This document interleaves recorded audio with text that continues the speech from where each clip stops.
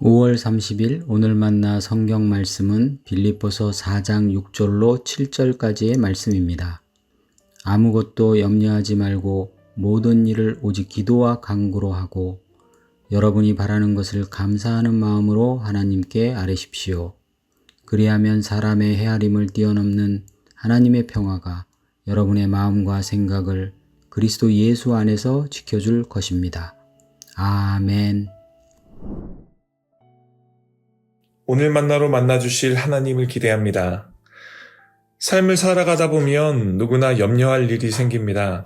가족의 건강, 아이들의 진로, 미래의 경제적 문제, 풀리지 않는 인간관계. 마음 한편이 무거워지는 건 어쩌면 너무나도 당연한 일이죠.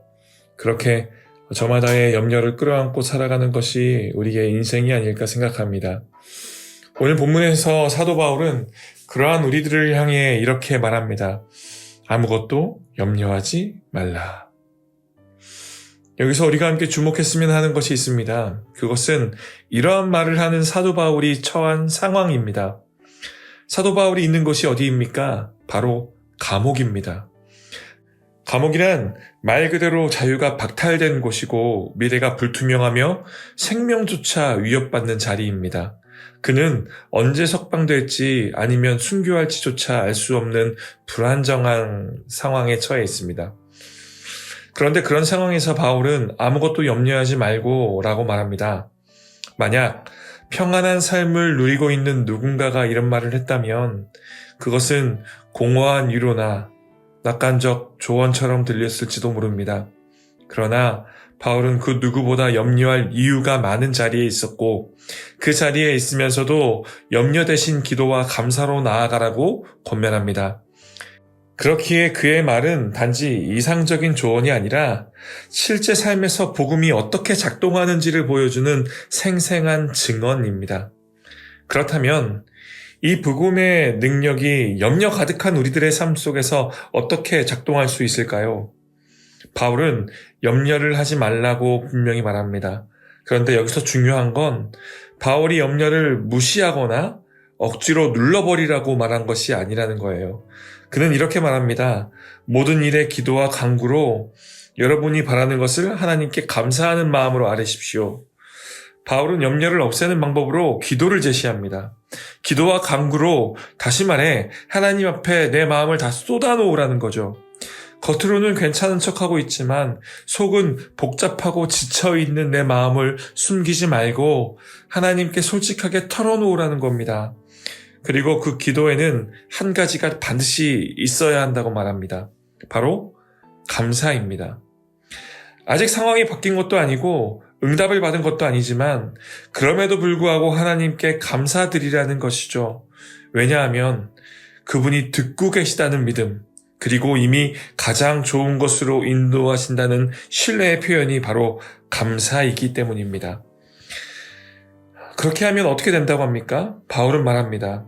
사람의 헤아림을 뛰어넘는 하나님의 평화가 여러분의 마음과 생각을 지켜줄 것이라고 말이죠. 상황이 바뀌어서 평안해지는 것이 아니라 상황은 그대로인데 이상하게 마음이 잠잠해지는 경험. 그런 평화가 우리를 찾아온다고 합니다. 이건 설명이 안 되는 평화입니다. 논리로 설명되지 않는 경험해본 사람만이 아는 평화입니다. 이것이 바로 사람의 헤아림을 뛰어넘는 하나님의 평화입니다. 그러한 평화가 우리의 마음과 생각을 지켜준다는 것이죠. 우리는 종종 마음이 지켜진다 라는 말을 가볍게 넘길 때가 있어요. 하지만 정말 염려에 사로잡혀 본 분들은 압니다.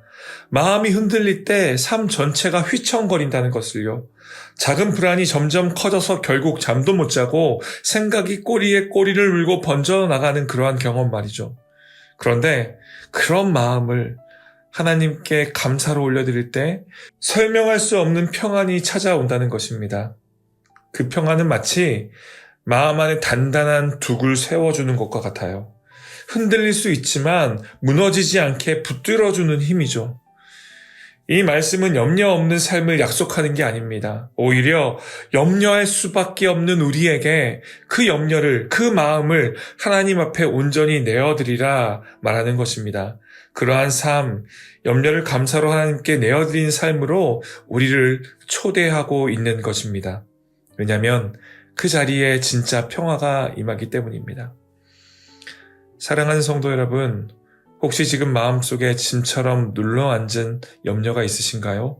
그 염려가 여러분을 가두는 감옥처럼 느껴지진 않으신가요? 오늘 그 염려를 들고 하나님 앞에 나아가 솔직하게 말씀드리세요. 하나님, 이게 저를 너무 무겁게 합니다. 이렇게. 그리고 이어 작지만 진심 어린 감사를 올려보세요. 그래도 하나님, 제가 오늘 이렇게 주님께 기도할 수 있다는 사실이 감사합니다. 바로 그 한 걸음이 설명할 수 없는 평화의 시작이 될 것입니다.